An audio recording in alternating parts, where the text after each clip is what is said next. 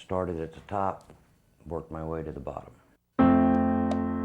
Ron Huber is homeless. He says a bad divorce left him in bad shape. Last year, he lost his trucking license, then his home, slept in shelters from Cincinnati to California. But here, at the corner of 15th and Walnut, at the Catholic Worker House, Ron says he found grace. Heavenly Father, we come before you to share a meal, to share friendship, share food. This is the only one that helped me. It's a good place. Gave me my confidence back, saved money. Got a shot to get back into an apartment on my own and get my life back together. Ron is just one of dozens of stories here. We have guys who were living here and is now the board of directors, who I went from telling him what to do with his money, who now votes for my raise. House Monitor Keith Waller says he's heard it all and knows how to help, believing in God and believing in man. I believe that if you treat a man as he is, that's what he'll remain. If you treat a man as he should be, then that's what he'll become. The same belief of the house's creator, Father Mark Schmeider.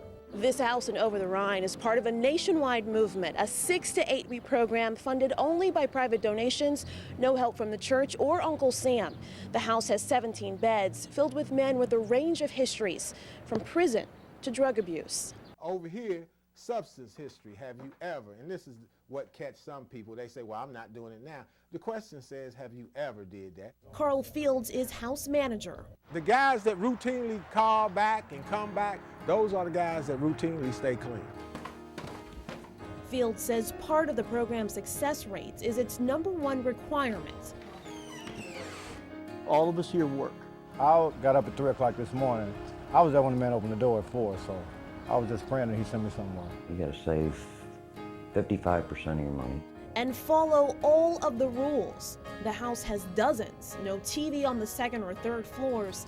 Coffee cups by assignment. On Tuesdays and Thursdays, we have AA meeting.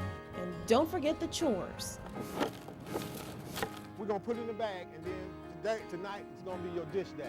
And managers take the rules very seriously. 3 broken rules, and unfortunately, that's the unfortunate part of what I do. I would have to ask them to leave. Managers say it's what helps the men feel safe to change, safe to live like a family. My father always said, if you don't have a dokie, son, you don't live there. But that's not the truth. I don't have a dokie here, but I live here. It's like a family thing. Like he was coming on and helping me, learn how to walk again. And sometimes to crawl. Nearly a month ago, the day Ron was supposed to start his new job, he had 2 brain aneurysms and 2 seizures. Carl came to the hospital to see me, so I was surprised when he walked in the door. And they brought me up some clothes this morning. They've called me a couple of times. Ron was moved to the Pleasant Ridge Care Center to recover. I'll get back on my feet again, I just don't know how. He desperately wants to go home. One, he's afraid he'll now lose, along with his dream of driving trucks again. I don't know if I can go through what I went through before again. I don't know if I got a second round left in me. But if he's willing to work, managers here say they'll help Ron and other men find that fight to live again. In Over the Rhine, Kimberly Holmes, Fox 19 News.